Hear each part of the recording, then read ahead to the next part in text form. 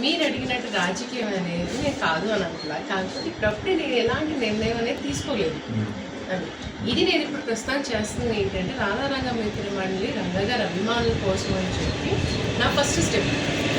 ఇది ఎప్పుడైతే proper structure అయ్యింది అనుకోండి, అంత సరిగ్గా రన్ అవుతుంది అనుకోండి, రన్ అయిన తర్వాత అప్పుడు నేను ఏంటంటే రాజకీయంగా ఈ నిర్ణయం అనేది ఇంకా టైం ఉంది ఎలక్షన్స్కి. కానీ ఒకటి, నా రాజకీయ నిర్ణయానికి రాధారంగ మిత్ర మండలికి ఎలాంటి లింక్ ఉండదు. ఎందుకంటే రాధారంగ మిత్ర మండలిలో అన్ని పార్టీలాలు ఉన్నారు. నేనంటూ వీళ్ళని ఫోర్స్ చేశానంటే మళ్ళీ పార్టీ ఇది అయిపోతా, ఆర్గనైజేషన్ అయిపోతా. నాకేంటంటే అది దానంత స్వచ్ఛందంగా ఒక ఆర్గనైజేషన్ కింద రన్ అవ్వాలి.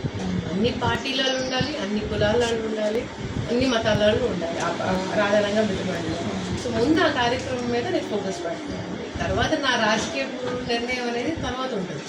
అది దీన్ని ఇన్ఫ్లుయెన్స్ చేయకుండా నేను ఫ్యూచర్లో కాపాడుకుంటాను ఆర్గనైజేషన్.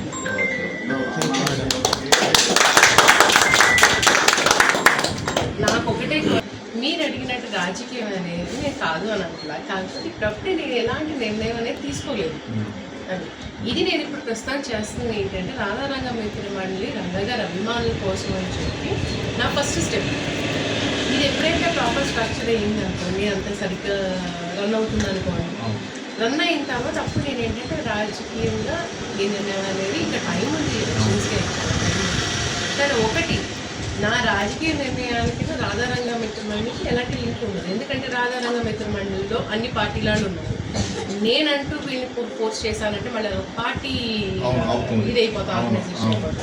నాకేంటంటే అది దానంత స్వచ్ఛందంగా ఒక ఆర్గనైజేషన్ కింద రన్ అవ్వాలి.